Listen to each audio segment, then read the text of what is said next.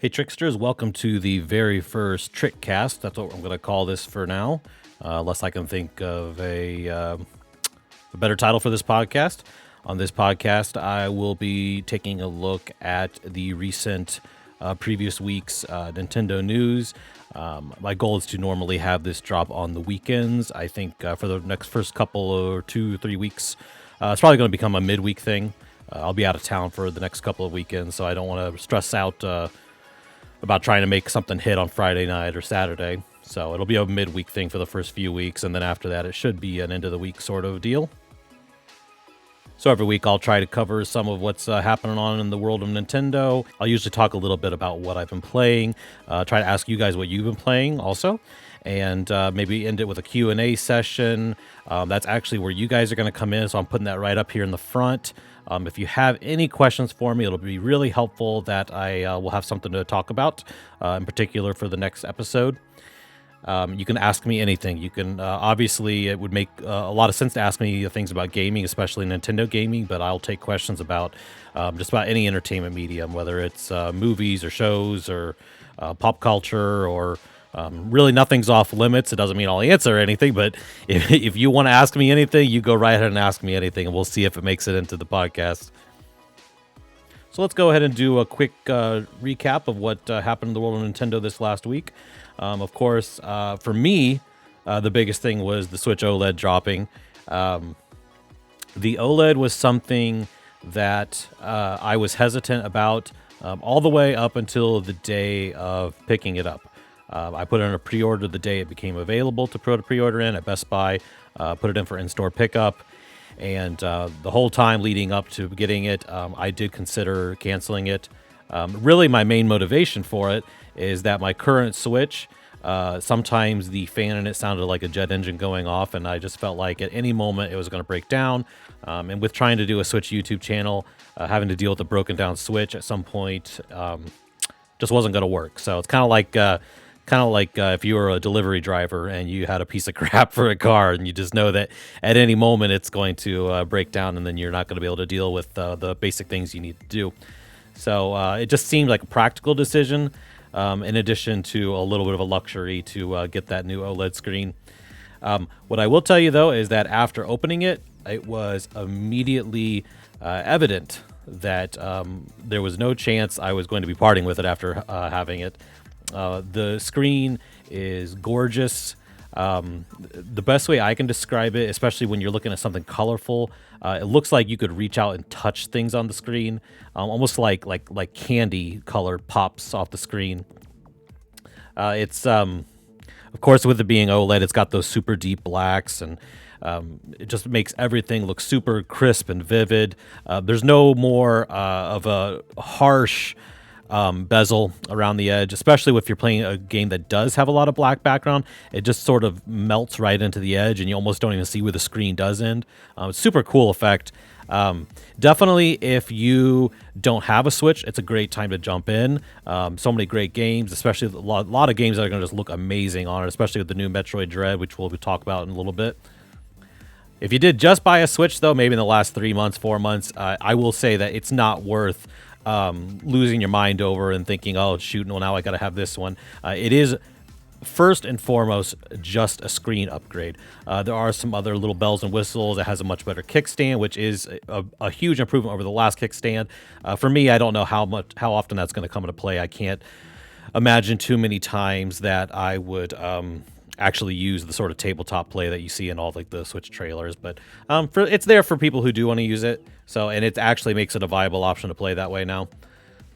I believe it has a little bit more internal storage, not much. You're still going to need that micro SD card if you want to have any sort of legitimate game library stored on the Switch. I did get the white one, which is super slick looking. I love that sort of white, sort of Apple product look.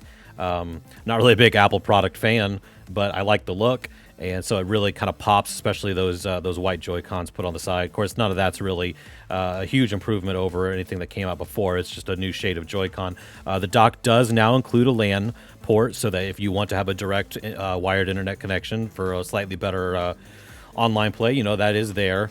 For me, that's not going to be a huge deal. I have pretty good Wi-Fi throughout my house. I can't see using it, but If you're maybe if you're really a big Smash enthusiast, it might be a big addition for you. So yeah, I think as far as a revision goes, I'd probably give it maybe like an 8 out of 10. There's always that sting of disappointment that we didn't finally get the actual Switch Pro. Would have much rather have seen a Switch Pro, but that's okay. It's still a really nice refresh. And I would encourage you, though, that if you just bought a Switch without knowing about the OLED coming, don't fret. I would just hold on to the Switch you have and now wait until the Switch Pro. But, if you got some money burning in your pocket, it's still definitely worth it. But it's definitely not worth feeling like you're missing out in some huge way, especially if you don't do much handheld play. If you don't do any handheld play, the upgrade is literally pointless. It's everything about this upgrade, other than the wired LAN port, is going to serve you for handheld play. That is what this upgrade is for. And I have to say, before I started my channel, I barely ever did on-screen play, docked play. Now that I'm doing this channel, I'd say 90% of my playtime is on the dock. I will say, though, this OLED screen is definitely making me want to try to find a way to split that time, because now I want to play it on the OLED screen, because it looks better than any other screen I could project it onto. I have a decent 4K TV. It's nothing amazing, and the Switch looks fine on it. I have a little 1080p monitor that I use when I'm making the videos, and the Switch looks fine on it. But neither are amazing. I don't have the money for some sort of high-end OLED screen, and the handheld screen, just quite frankly, is better looking. And maybe I'll get one of those bendy arm tablet holders you can use while you're in bed, and maybe I can push that OLED screen right up to my face so it'll feel like I have a big screen OLED screen or something like that. But yeah, if you're in the market for a Switch, it's a good way to go. If you just got your Switch earlier, go ahead and take a pass. By the way, the game footage you're seeing right now is for Skydrift Infinity. Big thanks to the developer for the review copy of it. This game actually came out a couple of months ago, and for some reason I got a code about 2 months after it came out. So I think I'm going to start including maybe games that I can't really find a spot for to do a quick look on their own, but it's going to be what you see in the background while this podcast is playing. And I think that if you have expectations of a late 90s, early 2000s arcade-style racing game, I think you'd enjoy it a lot. It's got a cool power-up system. I say cool, not that it does anything super unique. One thing I did really like about the power-up system in this game, though, is that you can carry not just 2, but you can double up on the power-ups. So you could carry, missiles and a shield, and then you could pick up another missile, so then you have more missile ammo, or you could pick up another shield, so you have a longer lasting shield. So there's a good feel to the combat within this racing game, in the sense that there's more strategy to knowing when to hold your weapons and when to use them. The game took me a little while to get used to the controls, just because obviously, it's not the same as playing like something like Cruisin' or some older racing game where, at least you're on the ground. Probably my most fond late 90s, I don't know, maybe it's early 2000s racing game was Hydro Thunder. Huge fan of Hydro Thunder. So again, this game kind of harkens back to that sort of late 90s, early 2000s arcade racing style games. So if that's your expectation, you're not expecting anything outlandish beyond that, I think you'll really enjoy it. I think I would probably wait for at least a small sale on it. I don't think I would bother with full price. It does technically have online play. I did try it out. Now, to be fair, I tried it it was probably somewhere between 11 midnight Eastern Standard Time. But I could not find a single person. I just let it sit and sit and sit, and I wouldn't find a single person that I could play with. So don't go in expecting any of the online play, at least not for the Switch version. I don't know if the other versions for other consoles would be better or not. But if you don't mind just enjoying the single player, I think it'll be a really good time for any fan of those retro arcade-style games. So, of course, back to the news. Right alongside the Switch OLED, of course, Metroid Dread released. I cannot give you any impressions of it yet. I was not planning on purchasing Metroid Dread. Not saying I wasn't planning on purchasing it at all, excuse me, but I appreciate the Metroid series, but it's never been like a big pull for me. It's one of those things where I've actually played quite a few games in this series, but confession time, I've never finished one. I've never, it's not a difficulty factor. It's just simply, well, maybe except for the first NES Metroid, because I just have no idea where I'm supposed to go, what I'm supposed to do. But the subsequent games, it's more just, they just didn't hook me. I enjoy the few hours or more that I put into them, but it just wasn't something that kept its hooks in me like other games would. But I just see people raving over this game. The Metacritic score, at least when I last checked, was at 88, which is really impressive. I see a lot of people in particular say that they weren't huge Metroid fans before, but that this one just somehow just got it just right to reel them in. So, and that's really what sort of convinced me, is a lot of people saying, "Hey, I wasn't a big Metroid fan, but now I've tried this and it totally works." So I went ahead out, grabbed myself a copy. It's actually still sitting in the shrink wrap, so hopefully I'll be playing it soon. Maybe by the next time I have a podcast, it could be part of my What I've Been Playing section, and we can talk a little bit about it. So if you've been playing it, let me know what you think of it. I would love that.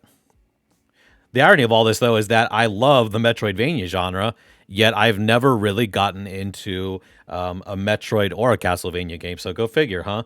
I don't know, but maybe I guess this will be the one that probably turns that around for me. So, like I said, let me know what you think. I'd love to hear.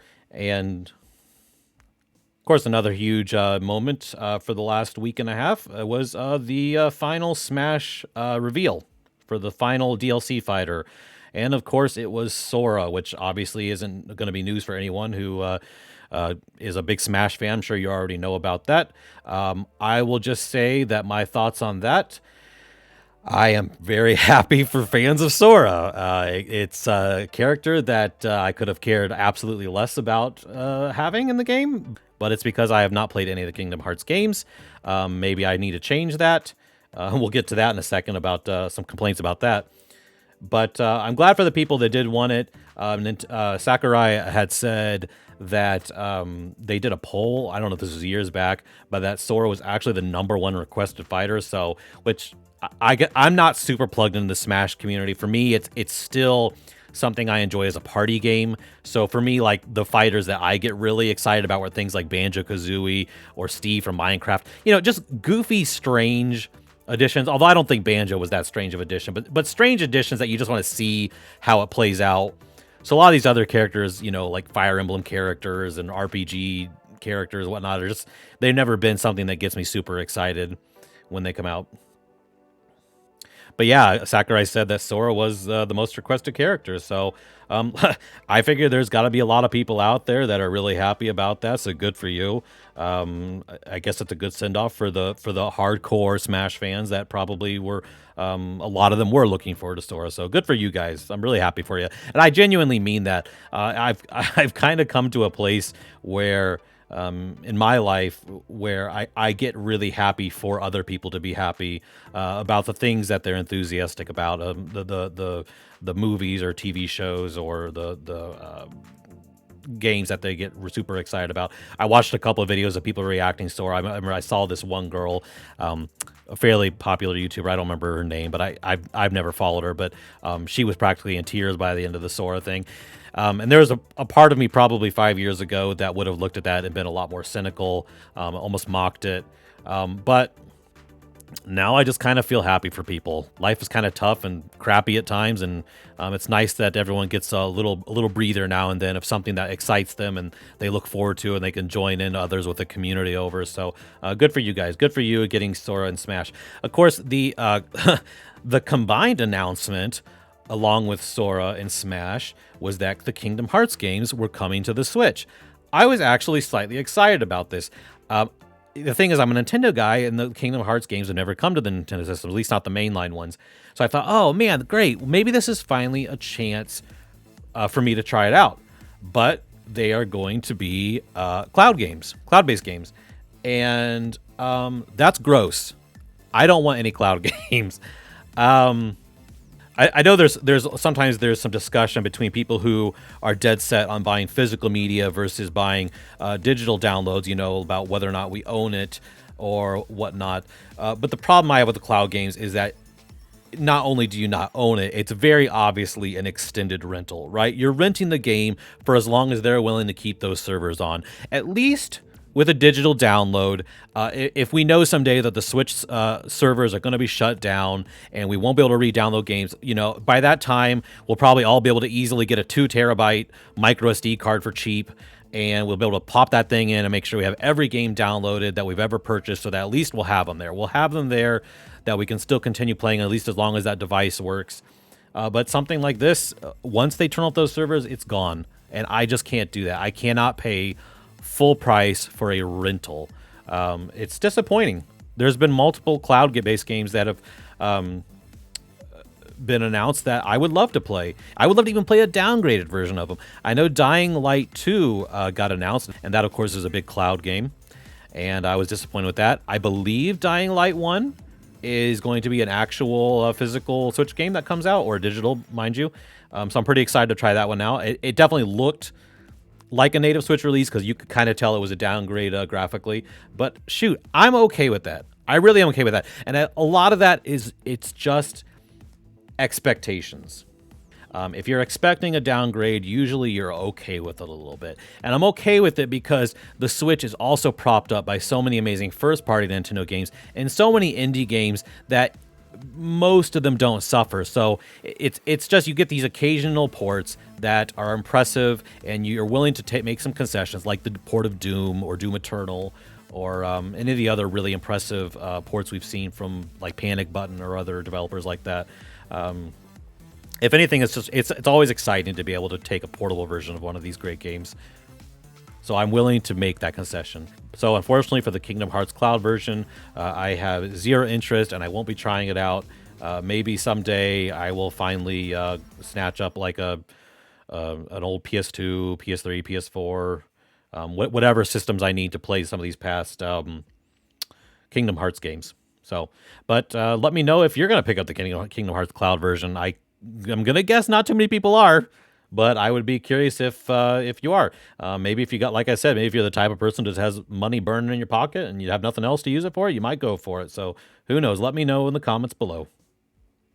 Oh, I just wanted to mention one other thing. I would love to know if anybody out there bought Nickelodeon All-Star Brawl. I would love to know what you think of it. It's something I'm really on the edge of buying. Like I was saying earlier about Smash, I've always enjoyed Smash more as a party game, as a sort of a casual enthusiast of it. So I'd love to know what people's impressions are of Nickelodeon All-Star Brawl. I'd like to know if it's a little bit more casual, or if at least you can enjoy it on a bit more of a casual level. Not that you can't. You can enjoy Smash Bros. On a casual level, but I'm just curious if it kind of feels like more like a party game or more like a serious fighting game. Really, what is keeping me from pulling the trigger to purchase that one is a combination of that knowledge, and also the fact that they very strangely don't have any voice acting in the game. So you have all this weirdness of these characters that and you know their voices, and they're fighting, and they don't even make like little grunts or kapows or anything. You know what I mean? It's like there's nothing there. It's just like a weird kind of silence combined with the announcer filling in the gaps from what I've seen of the footage. So maybe I can tell you right now that if it gets announced that it's going to get updated with the full voice work for all the characters, that I will buy it at that point. That's what will make me absolutely, without hesitation, grab that game. The only sad part is that would be proof that they just rushed the game out without it actually being finished, thinking, oh, we can just shove all that in later. So, but the reviews I've seen for that are pretty decent. Like I've seen a lot of like, 7s, some 8s, things like that. So I definitely I'm interested in trying it. I'd like to know what you guys think. So if anybody has tried Nickelodeon All-Star Brawl, make sure you let me know. Want to know what your thoughts are. So another big headline this week was finding out that the Grand Theft Auto Trilogy is official, and it is going to make it to Nintendo Switch. It's going to have remastered graphics, they said, and enhancement, but they said, quote, they are still going to try to keep the classic look and feel of the game. So I'm not really sure what those visual enhancements will do. Just maybe it's just mostly just an up-res of some assets or whatever. I'm going to be real honest. It's not something that excites me. I've played the first two games, or the first two out of this particular trilogy. They're obviously going to the 3D games. They're not going back to Grand Theft Auto 1 and 2. This is Grand Theft Auto 3, Vice City, and San Andreas, I believe. I did enjoy it. I love GTA 3 and Vice City. I haven't got a chance to play San Andreas. I still own it through some sort of backlog thing on my Xbox 360, and I think I can play it on my Xbox One, I believe. So, I mean, it's there for me to play on one of those if I really want to. I don't know what it is. I have trouble appreciating open world games on a handheld system. So I just don't know if I could really get into it. And there's just something about those games that I know what'll happen. I'll purchase it. I'll just want to screw around for a while, and I'll never be interested enough in the story to actually see it through. I have never seen a Grand Theft Auto game through its actual story content. And obviously, if you're buying those 3 games, you're not buying them for any kind of online play. You're buying them to play through the story or just screw around. But, I mean, I think I've had my fill of screwing around in those games, and I've got plenty of other open world games I already own. So it's kind of hard for me to see a reason to go back to those games. I mean, and I'm kind of a hypocrite. I mean, there's other games I've gone back to that I'm sure people could say, well, why would you go back to that? I picked up Skyrim immediately when it was available on the Switch, even though I had played it on the 360, I had played it on the Xbox One, but I wanted a portable version, and I actually put probably 15 to 20 hours, which isn't a ton, but I put that into the Switch version, and I mean, I was enjoying myself, and I still could see that I will probably pop it back in again at some point and have another, 2-3 week long obsession with playing it again. That's usually what happens with me with those kind of games. I'll jump in and intensely enjoy it for about 2 or 3 weeks until I burn out, and then it just sits for a year or longer. Then eventually I go back. That's actually really true also with the other Bethesda games like the Fallout series. That's very true. I get super into those, get burnt out, and then to go back to them. Actually, that may come up in my what I've been playing kind of section here in just a moment. Yeah, I'm kind of going off on a tangent here, but I think I would actually be a lot more excited to get sort of like a Fallout double pack, with Fallout 3 and New Vegas. I mean, I don't see why those couldn't run just fine on the Switch. For me, that would be much more exciting. I think that the gameplay with the VATs, I feel like it's just a better fit for something like the Switch, right? I mean, you're playing handheld. You might not be able to have enough screen real estate to really see everything that's going on, but with the VAT system, you can kind of bring everything to a pause and be more precise with how you play the game. And I know that game has always been sort of classified as a gentleman's shooter in the sense that it's not less about shooting mechanics and more about using your action points and strategizing with your approach and whatnot. But even from Rockstar, and I know that this is more of a stretch because maybe this one would be hard, but I would be way more thrilled to get a port of the first Red Dead Redemption. That would be fantastic. I just think that game shows a lot of superior game design, obviously from what they learned from the other Grand Theft Auto games. I just don't think it would feel as dated. I just feel like going back to these Grand Theft Auto games is going to feel dated, and there's just so much other content out, and there's so little time to play it. So it's anytime I go back to a game, it really comes down to, I have limited hours in my day, in my week, in my year, in my life. How many times do I want to replay the same games over again? And I only want to do those if, for me, they are a stellar knockout game that I enjoy every time. And there are games I go back and replay many, many times. I've replayed A Link to the Past probably 6, 7, 8 times. I've played Super Mario RPG probably 4 or 5 times. I mean, if we're looking at something non-Nintendo, I've played Beyond Good and Evil probably 3 or 4 times. So there are some games that just really hold an amazing spot for me in my mind that I'm okay with going back and replaying through again. But I just can't see myself doing that with the Grand Theft Auto games. Mainly, like I said, I've never even finished them in the first place. So I just don't see myself fully utilizing my purchase if I do it this time. But yeah, Rockstar, if by some crazy chance you hear this, let my voice be known that I would love a port of the first Red Dead Redemption, especially when we get like the full like Game of the Year edition with all the zombies and stuff like that. That would be a blast. I would love that. Yeah, let's go that route. All right, so as far as the news, the Nintendo news for the last week or so, I think that's about the most that I want to talk about, or at least what interests me the most. But if there's something that you want to know my opinion about, like I said, make sure you put it down in the comments. I'm going to be doing a whole Q&A section every week. I don't really have any questions from people I know this week, or any of my fans or subscribers. But it'll be really helpful if you guys would ask me some questions, and I will make sure I reference you guys in my next video. And if you ask me something that I decide I want to answer, and so let me know if there's something that happened this week. You think, man, why didn't he talk about that? It would have been a big deal to talk about it. Maybe I forgot something. So let me know down in the comments below. All right, so let's move to what you've been playing this week. That's where I'm going to talk about what I've been playing.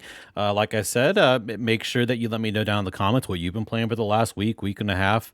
If there's a game you want to talk about, if it's something that I have some input about, I'll make sure that I'll come back in the next episode of the Trickcast and I'll talk to you guys about it, give you some thoughts. Maybe I have something I want to say about it. But let's talk about what I've been playing. First of all, I've been playing a lot of Dicey Dungeons. This is a game that came out, I want to say it either came out at the very end of 2020 or the very beginning of 2021. I'm not 100% certain. It's from Terry Cavanaugh. I can't recall the exact titles of some of his other games. Super Hexagon, I think, was one. He's done some other stuff. But it's basically, it's a roguelite. I was going to call it a deck builder, but I don't think that's right. You collect abilities that kind of look like a hand of cards, but that's not really what it is. But you play as a character that's been changed into a sort of a humanoid dice, and you've been put in this dungeon where you're competing to win some sort of prize or whatever it is you think you want. I don't remember. Maybe you're trying to win money. The storyline really had no interest in me. But it is a super engaging roguelite, full of a lot of high, thoughtful, strategic combat. So basically the way a turn plays out, you roll dice, and different characters have different amount of dice or different ways that they roll the dice. And then you have these cards that you collect that have your abilities. You know, these abilities can be either an attack measure, a defense measure, maybe a lot of these abilities, very importantly, might be able to affect or change the rolls of your dice. And so you're using these cards that you collect throughout your run, and you've got your dice, and you're fighting one after another these different strange characters in the dungeon, and you're trying to make your way to the end, fight the boss, and then complete the dungeon. And you have different scenarios with different characters. So there's a warrior dice, there's a thief dice, a witch dice. There's a robot dice. I can't remember what the last one right off the top of my head. But they all have their own unique play style. They all still use dice, but they all have a unique play style or ability that changes the way they play. And they each get, I think, about 6 scenarios that you can play through that also change the way they play. And there's just so much thinking in this game, but in a great way, in a way where you have a lot of, aha kind of moments where you're like, that's what I should be doing, or that's a great combination of cards, or that's just perfect how I want to play this out. So you just have these moments where the game makes you feel really smart, because it's like, I figured out the best way to combine, this ability with this and change the dice and be able to, just take down someone really fast. And of course, the flip side of that, sometimes you feel like an idiot because you'll realize right away the mistake you've made, and what you should have done differently. Super addictive game. I have thought about recording myself playing it. The problem is, as much as I like this game, I think it would be super boring to watch someone else play. In fact, I even watched someone else play it, and I thought, man, I just don't. It's too thinky. It's too much of just reading cards, their abilities, looking at the dice, the numbers, and making strategic decisions. There just isn't a lot of excitement there to watch. So I don't think you're ever going to see me play it on this channel, but it gets probably just about the highest recommendation I could give on this channel. I've been playing it obsessively for the last 2-3 weeks, including this week, like I said, for what I've been playing this week. And Yeah, I think you should definitely check out Dicey Dungeons if you get a chance. I don't even think you need to wait for a sale, but it has gone on sale quite a few times. I bought it when it went on sale for quite cheap, and afterwards I thought, man, I would have been fine with paying full price for this. So great game, Dicey Dungeons. Make sure you check it out. You won't regret it. So a couple other games I played on a bit more of a casual level this week. My daughters and my wife, they went to a concert that they wanted to go to together, and my son had no interest, so we decided to save a little money. We stayed home. His request was to get Taco Bell and play video games, so that's what we did. We played some video games. The two that we settled on, we played some Snipperclips. I would guess that maybe some people who watch this, if you're a Switch enthusiast, you might be familiar with Snipperclips just because it was actually a launch game on Switch, so it's got plenty of time to have been seen by a lot of people. It's a really super unique concept. Still have never seen anything quite like it. You play as these two little paper characters, and the core mechanic of the game is running around and clipping each other into unique shapes to try to solve puzzles or weird little tactile challenges or platforming challenges. It's super hard to describe the types of games you get to play, but it's just a hysterical cooperative game, and it is very cooperative. You actually can play it by yourself, and I will say I have played it by myself, and it can still be fairly enjoyable. When you play it by yourself, basically you just have a button that can switch between the characters, and you can kind of go back and forth and position the characters the way you need to. But of course, when you're playing it with someone else, it's just hysterical because you're practically yelling at each other saying, well, why aren't you doing it this way? You do that. And you're trying to coordinate, and it's frustrating, but frustrating in a really funny, great way. So if you haven't checked out Snipperclips, make sure you check that out. Great little party game, or a co-op game, if you will. The other game that he and I sat down with is HeaveHo. He and I have played HeaveHo a lot of times, actually. Usually, though, we've played the co-op campaign. I didn't even realize the game had a versus mode. So we tried out the versus mode, and the versus mode is hilarious. Now, if you don't know what HeaveHo is sort of an up to 4-player party game. You play as these sort of disembodied, sort of like blob looking little guys, and all they have are 2 long arms and hands coming out of the sides of their head.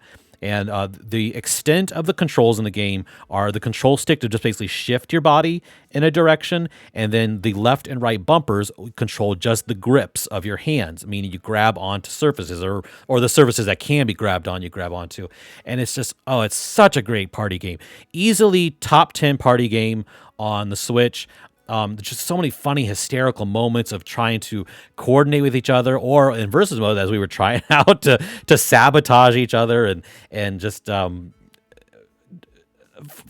your way to the exit before the other person. I will say it was a little bit unfair for versus mode for someone my age with him. I would a lot of times get to like where I'd be right dangling over the exit, and I would just sort of tease him and just be like, all right, I'll just dangle here and I'll give you a chance to get here, but if you don't get in time, I'm going to drop down into the exit. And I eventually he did win a full set of matches because I kind of took it easy on him, but a really great time, especially for the co-op, because you're not competing then, and then you can just enjoy the laughter of trying to get through levels. I've seen my kids play before, and they always sort of I'm trying to remember. I think they've called it creating the monster, whereas they take all their characters, because you can grab onto each other, not just the environment. So they'll grab onto each other and create this long chain of these HeaveHo characters and swing themselves over to where they need to grab on to get to the exit. And oh my gosh, it's such a great party game. Not even top 10, top 5 party games on the Switch. If you ever just have a group of people over, some friends to play some games, and you need a new game and you're not sure what to get HeaveHo. I think it's pretty cheap. I don't remember. You don't need to wait for a sale. It's great enough you don't need to wait for a sale. It has gone on sale quite a few times, so you could wait and put it on your wish list if you want. But HeaveHo is just fantastic, especially there's so many sort of like, wacky, 4-player party games where you're trying to do some kind of challenge, and they're usually themed around something, like the cooking or the moving, and it's not that those games aren't good. It's just, I like the fact that this game doesn't really have a theme. It's just kind of this stupid platformer with infuriating yet hilariously fun controls. So I don't know. I could keep rambling on about it, but I think you should try out HeaveHo if you get a chance.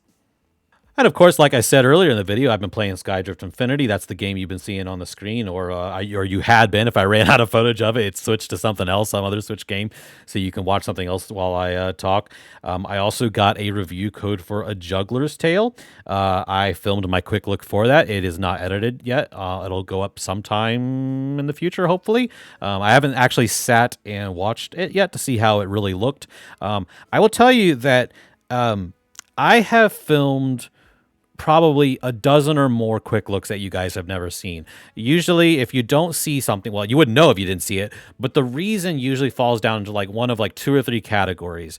Either I hated the game, which usually actually isn't the category. Usually it's either that it's just not entertaining to watch.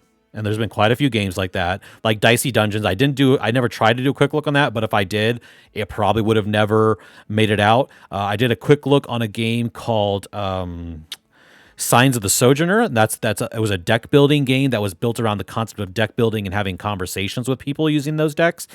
Awesome game. Super boring to watch. I went back and it was a total snooze fest trying to watch that video of myself. I already know some of my videos sometimes are probably not super exciting to watch, so I got to be at least a little picky and choosy and not make it horrible. And usually the third reason that something wouldn't make it onto the channel would probably be because there's just too high of a learning curve, right? So I sit down and I try to do a quick look, and I spend 45 minutes or an hour trying to figure out what I'm doing. A really good example of that was Forager. I tried to do a quick look of the game Forager a long time ago, really early on in my channel. And that is one of those type of games. It's fun, but it doesn't tell you how to play the game. So part of the game is figuring out how to play the game, right? I mean, that's how a lot of these sort of like survival, throw you in an environment kind of games go, which I think there's a lot of appeal in that. But for me, it was like 45 minutes of me struggling, so I just didn't see any point. So yeah, so sometimes you won't see a game that I've played, but the nice thing is with me starting this podcast, I can still talk about them, and maybe I can put up, if I took some footage of it, you'll still get to see some footage of it. So make sure, like I said, you subscribe, hit that notification bell so that you get to see my thoughts on these games. So, but I can tell you right now, I haven't seen the video for A Juggler's Tale, so I don't know how entertaining it is, but it's really cool. I really like it. It's a game about marionette puppets, sort of like a Limbo-esque kind of side-scrolling platformer game. It has this really cool thing with like a narrator narrating over the whole thing, rhyming as he's going. It's very cool. It feels like there's a fairly significant visual downgrade. I didn't have anything to compare it to. It just felt that way. Like some of the graphics were just a little bit fuzzy, a little bit mushy. Still really nice looking, still beautiful. But if you have multiple platforms to choose your game from, you might want to choose A Juggler's Tale on a different platform. But it's perfectly fine if you just have the Switch. So. Actually, one of the other games that I got a code for was Rainbow Billy. I have not sat down to play it yet. I'm going to try to sit down sometime the next day or two. It looks like it's kind of like a Paper Mario slash kind of like a 3D platformer style game. Really looks super vibrant and beautiful. I've heard good things. I've heard it's fairly accessible to most people as far as the difficulty level. Not that that's a huge concern for me, but that's kind of like a big thing, a big push of the game is that it's for everybody. Anybody could enjoy it. But it looks bright and colorful and fun. And if it's even a third like Paper Mario, which is one of my favorite gaming series ever, then I'm sure I'll enjoy it. I could go on a tangent right now about the game Bug Fables: The Everlasting Sapling. That was a very obviously direct Paper Mario clone that came out last year on the Switch. If I would have done a top 10 Switch games for 2020, it would have easily broken the top 5. Such an amazing Switch game. If you love Paper Mario, that would be the one I would first recommend to try out. I can't recommend Rainbow Billy yet for that particular audience, but that is kind of what it's getting billed as, is being a little bit more like a Paper Mario. But man, Bug Fables is amazing. So if you could see that on sale, make sure you check out that game. And the last game I've actually been playing a little bit of this week, I picked up Kunai on sale. Hopefully I'm saying that title correct. It's a Metroidvania where you play as a sentient tablet. I guess, with a sword and two kunai, which a lot of the gameplay will make you think of something like Bionic Commando. There's a lot of swinging around with your kunai and a lot of simple combat. The combat makes me think a lot of Hollow Knight. It's a lot of sword play. Kind of has that kind of knockback feel that Hollow Knight has. You know, you hit an enemy and that kind of bops you back, and so you kind of have to compensate for that. But it also you can use it to your advantage. You know, you can drop down on an enemy and bop them on the head and kind of keep using your sword to sort of hop and keep smashing them. You know, fun little Metroidvania. I only put about 3 or 4 hours into it so far. I like it. I like the look of it. I like the gameplay so far. Overall, I like the gameplay. I would just say that I felt like the kunai with the whole like grappling hook effect felt a little undercooked. Maybe it's just I haven't mastered it yet, but it just doesn't feel fluid. The movement, sometimes it feels a little clunky. It's definitely a good game to get on a sale. I think it's fairly pricey. Well, it's not pricey, but it's a little bit pricey for an indie game. I think maybe somewhere $15 or over. But, you know, when you think about games that are $15 and under that are Metroidvanias, I mean, obviously I just compared this game to Hollow Knight, and Hollow Knight, I'm pretty sure it's $15, and it's probably the best value in gaming ever for that price. So, I mean, if you haven't played Hollow Knight yet, that's what you should play first. But if you see Kunai on sale, though, it is a lot of fun. And I think I'm going to continue playing it. I think I'm going to enjoy it. So once I move this podcast to more of the end of the week, Friday, Saturday sort of thing, I'm going to start talking more about maybe some deal recommendations at the end of the week. Right now, I will talk about some, but I'll try to go a little more in depth in later weeks, just because, you know, you can talk about that right on Thursday after. That's usually when the biggest drop of both new releases and the price drops will come. A lot of sales start on Tuesdays and Thursdays. Some of them start on other days too, but that seems to be the biggest time. And Tuesdays and Thursdays are when there's a lot of sales that drop. So part of this podcast, I want to be able to talk to you guys about deals. I know there's a lot of channels that do videos just on deals. I just don't want to get pigeonholed in doing a video series just on deals, but I would like to make that a little part of this podcast where I can maybe recommend some games that might not get recommended to you by other outlets, maybe some hidden gem type things. So I'm going to take a quick. So I took a quick look at what some of the deals were that were this week, and I've got a couple recommendations, or 2 or 3. So I would recommend, first of all, I'd recommend Children of Morta. Children of Morta is a roguelike. Children of Morta is, of course, a roguelite, which we got plenty of on the Switch, but it is a particularly good one. If you're into sort of an old-school gauntlet-style dungeon crawl, smashing lots of enemies, and you get to level up these characters. There's a nice story. It follows this family that is basically trying to push back this infection that's taking over the land. And the nice thing about the roguelite mechanics is that, you don't really die. You kind of, your guy will fall in battle and he gets warped back to the home. And that's where you get your upgrades, and then you go back out.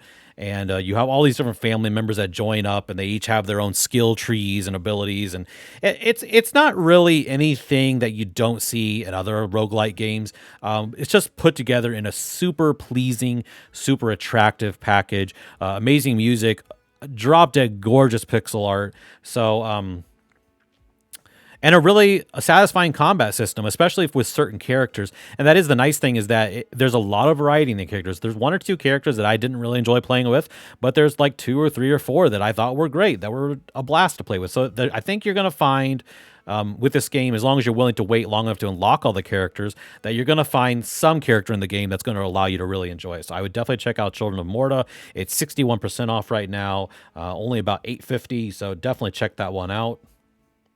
Actually, in a similar vein, there's Moonlighter. Moonlighter is another roguelite. It's sort of a Legend of Zelda dungeon crawl game where you are dropping into these dungeons to collect products to sell in your store. So if you haven't heard of Moonlighter, which I guess maybe if you've been under a rock, maybe you haven't heard about it. It's been a sort of an indie darling, if you will.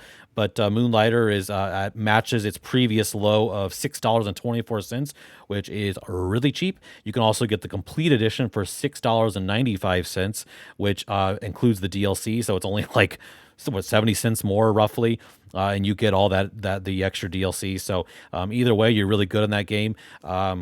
It's not a game I finished. I would like to go back and try it a little bit more. I think I just got distracted, but the store mechanics are really fun. It's a whole nother part of the game where, you set prices and just strategically have to figure out what the people are willing to spend on things. You also have to watch out for thieves coming into the store and kick them out when they're screwing with your stock or whatever. So a fun little game, really nice combat system. If you like Zelda, if you like roguelites, if you like dungeon crawls, if you like even like Harvest Moon style games like that, because you got that town building mechanic combined with the building of your shop. So it's going to appeal to you if you like any of those games, especially if you like all those games. It's a nice little combination. I'm also going to put in a recommendation for Fury Unleashed, which this is going to get a little repetitive because it's another roguelite, except at least this roguelite has a very different gameplay style. It's a side-scrolling shooting game. What's really cool about this game is it has a very unique art style. All of it is played out like you're in a comic book, and it's got a real fun sort of run and gun, Metal Slug Contra feel to it. It's definitely one of the most immediately accessible roguelites. Anyone who's played video games for any number of years, if they haven't gotten into the roguelite genre, this would be a perfect stepping off point. They're going to immediately know what they're doing. Has a real simple upgrade system between deaths where you can obviously give yourself more health or more stronger kills or whatever. I don't remember the exact upgrades right now, but it's super simple, straightforward, with a really pleasing art style. Very cheap right now. It's at its lowest price ever at $7.99. It's normally $20. So I think it's a really great title to check out. So make sure you check out Fury Unleashed. And I'll give one last recommendation. This one's really personal. It's sort of definitely a hidden gem. It's not a game I hear talked about on recommendation lists, but well, goodness gracious, I'm talking about nothing but roguelites, but I can't help it. This game is Colt Canyon. It is a roguelite Western game with a really unique sort of Atari-esque, NES kind of art style, real chunky pixels, all kind of bathed in dusty brown, but also peppered with amazing blood splatter effects and... but yeah, if you're a fan of twin stick shooters or roguelites, it's going to be super accessible to you right away. I call it a roguelite, and it is a roguelite, but unlike a lot of these other ones, there's no skill tree, which I guess could be disappointing. This game definitely relies more on just upping your skill between runs. I have beaten it, and if I've been able to beat it, then you should be able to beat it. I'm not... taking a dig at myself, but I'm not the best gamer ever, but I'm a decent gamer. I'm probably fairly average. So I think most people who enjoy twin stick shooters should be able to make their way through this. It does have a system of unlocks for unlocking new characters and unlocking, unlocking your starting weapon. So there is a little bit of making the earlier levels easier, mainly through the weapon unlocks, because the person unlocks are really more about changing the play style. The characters have different stats for health and mobility and other aspects. Like they might one character you unlock actually has a dog he can take with him. There's a couple characters that start with like sniper rifles. There's an Indian, or I'm sorry, excuse me, that's not politically correct. I meant a Native American who actually I think he starts with like a tomahawk or maybe a bow. But yeah, so you've got all these different play styles, and they have different starting weapons they can have. But it's super satisfying. It might actually be one of my favorite roguelites, but I don't know if I would recommend it under that banner just because it doesn't really have a strong unlock mechanic that many roguelites have. But my family would tell you if they were here on this podcast that they've seen me put hours and hours and hours into this game, much to their disappointment of having to watch it on the living room screen over and over again. But if you get a chance, check out Colt Canyon. It's at its matching. Well, I should say it's matching its previous low of $5.99. It's normally $15. Great price for it. You're going to get hours of entertainment if you're into twin stick shooters. And I forgot to mention, it has great sound effects, great weapon sound effects, and great screams from the guys when you knock them back. It's kind of fun in that way because it's got like this really high end audio work, but then like the visual is like that sort of crunchy pixel. So it's kind of weird how those opposite ends are kind of blend in a way where it kind of comes alive in your mind. So yeah, I think you should check out Colt Canyon. I think it's a lot of fun. So check it out while it's still on sale. Okay, so this last section in the podcast is where I'm going to do Q&A. In the future, I would love for this Q&A to actually be with you guys, the viewers. So if you can, make sure you leave a question down below, in addition to maybe if you've commented earlier on what you've been playing. So I'd like to talk about both of those, and I can talk about what you guys have been playing in the What You've Been Playing section, give you my thoughts on those games. And if you have any kind of question, literally, I'll consider any question being on the podcast. Obviously, the closer it gets to my interest, the more likely it's going to be on here. But please ask away. So in the meantime, I thought just for this episode, I would just get on the Quora.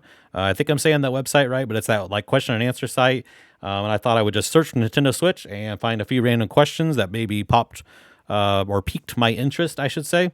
And I'll answer them. And then after that, we'll say goodbye. All right, so let's see. Here's a question that says, is the Nintendo Switch worth it in 2021?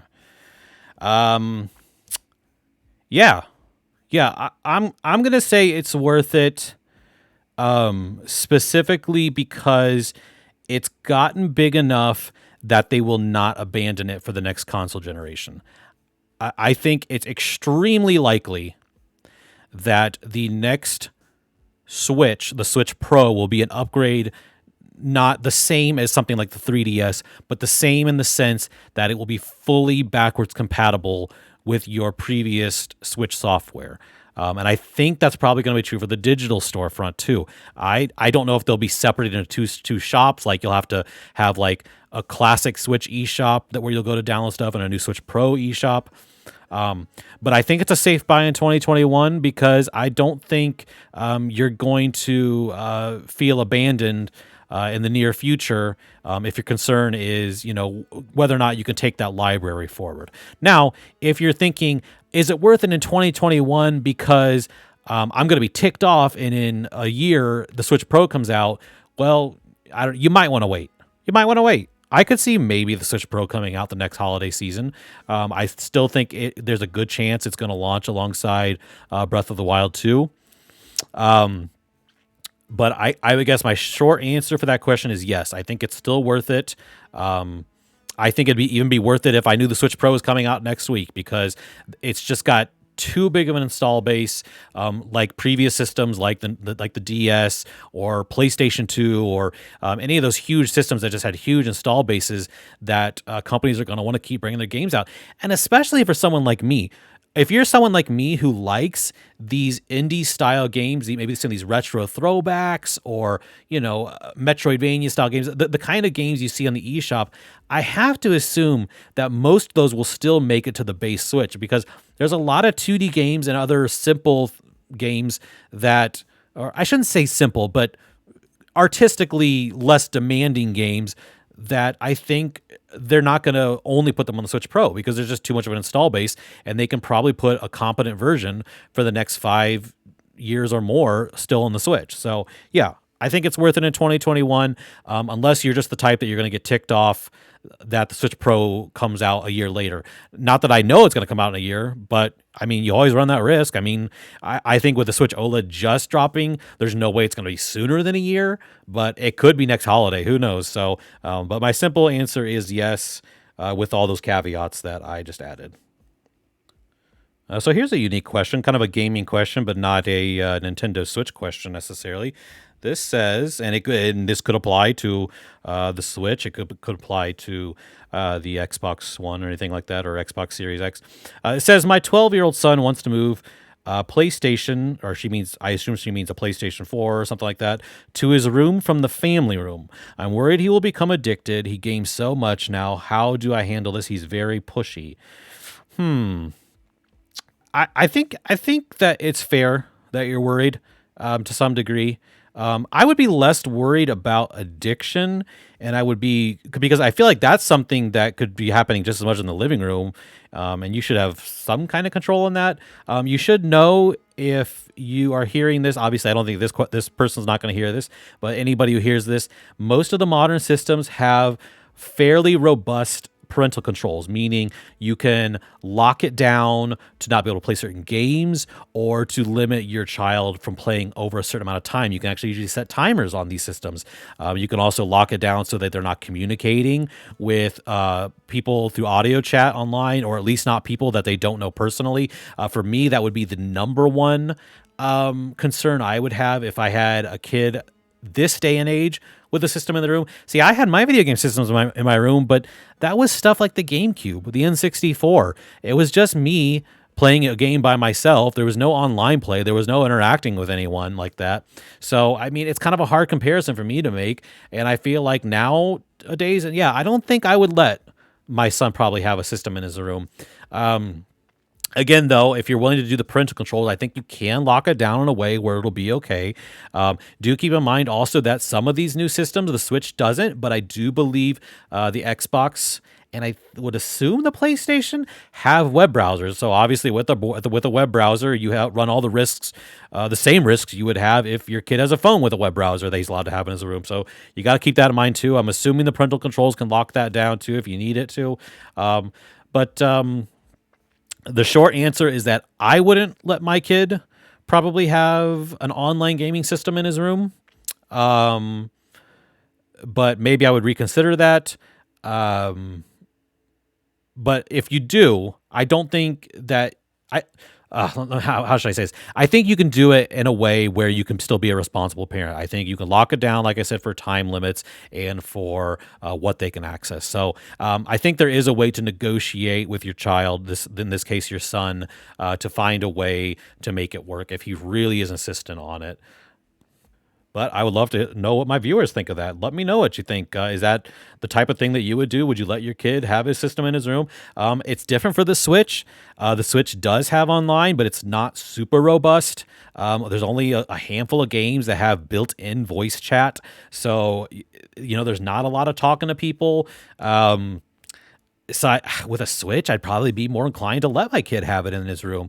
Again, because it has the parental control, so I can lock down what little there is, make sure that he can't play games he shouldn't, and make sure that maybe he has like an hour and a half time limit on the weekdays or something like that, or maybe 2 hours. I don't know how long it takes your kid to get homework done and what else he needs to do. But yeah, I think if you want something that's a little safer, I think the Switch is the better choice. But it's also safer because it's just not as great of an online system. So if your kid enjoys playing those online games, the Switch probably isn't the system for him anyways. But I'd love to hear what my audience thinks. Let me know what you think. Would you let your kid have a system in his room? Would you let him have it with full access to everything? That's the better question. Would you let your 12-year-old son have an online video game system with full access in his room? That would be very interesting to know. I'd love to know what you guys have to think about that and why you think what you think about it. So let me know. All right, so here's another question. This is, what is the best indie game under $20 on the Nintendo Switch? Well, this is a question that is right up my alley, and I feel pretty qualified to answer this. But at the same time, that is a pretty difficult question to answer because there's so many options. In fact, most great indie games probably fall under the $20 price tag. There are some that hit at $25, $30, but more often than not, they hit the $20 or less. I'm just going to list off a few of my favorite games that I think would hit that price point. Like I said earlier, Hollow Knight, tons of content. I think if you're okay with a game that's difficult, you're going to get a lot of value there. Another Metroidvania game that I really enjoy is the SteamWorld Dig series, both the Dig 1 and Dig 2. Dig 2 is way superior to Dig 1, but sometimes you can get Dig 1 for really cheap. Let me see. What's another great game? If we wanted to say one more Metroidvania game, I love Yoku's Island Express. I'm pretty sure that's around $15 or $20. Super bright, colorful, beautiful Metroidvania. Really, there's no combat to speak of. It's more of an exploration Metroidvania where you play as a dung beetle who's pushing around this ball, and you actually traverse the environment through pinball mechanics. It's super unique. Might be one of my favorite Switch games. You definitely should check that one out. You know what I would say finally to answer this question? I would say subscribe to this channel. At some point in the near future, I really want to start doing recommendation lists, themed recommendation lists. You might see top 5 beat 'em up games or top 5 arcade racing games or top 5, whatever. So I think that is coming at some point on this channel, at least in a more consistent way. So if you're okay with hearing about more games on the podcast or in my quick looks, or hopefully soon also in recommendation lists, make sure you hit that subscribe button. You can find out more games from me that you might like to check out on the Switch. Here's a question that I don't know the answer to, but it makes me mad just reading it. It says, my son's school searched his locker and found his Nintendo Switch. Now they are holding it to the end of the year. Is this legal? My goodness. I don't know the answer to that, but I would fight tooth and nail if the school tried to take away some sort of expensive electronic equipment that we had paid good money for. I get the punishment, maybe even holding it for a day or something like that I could get. But even then, I think that there are obviously better ways for a school to handle something like that, whether it's detention or suspension. If it's a repeated offense, over and over again, they're bringing it when they're not supposed to. But taking it and holding it for the whole school year, that's just insane. I would have to assume that's illegal, that they have no right to do that. So I don't know.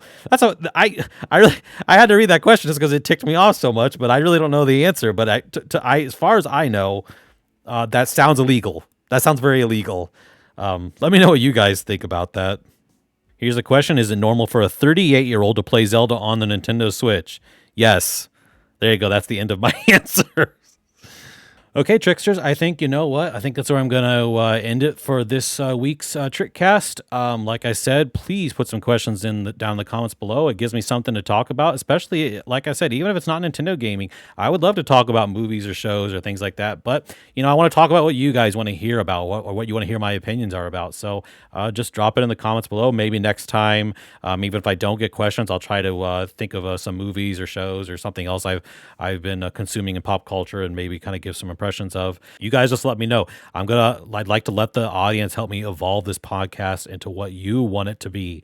It will always be 90% focused on the Nintendo Switch, but like I said, I'd love to talk about any other nerdy gaming, movie, show kind of stuff. So let me know what you guys want to hear about. So like I've said multiple times, make sure you hit that subscribe button so you don't miss any of my future uploads, especially this new podcast series. And I will see you guys next time in either another video or the next Trickcast. And if you think of a better name than Trickcast, let me know. All right, it was super nice to get to spend time with you guys. I really enjoyed this. I hope you have a great rest of your day. I will talk to you later. Bye-bye.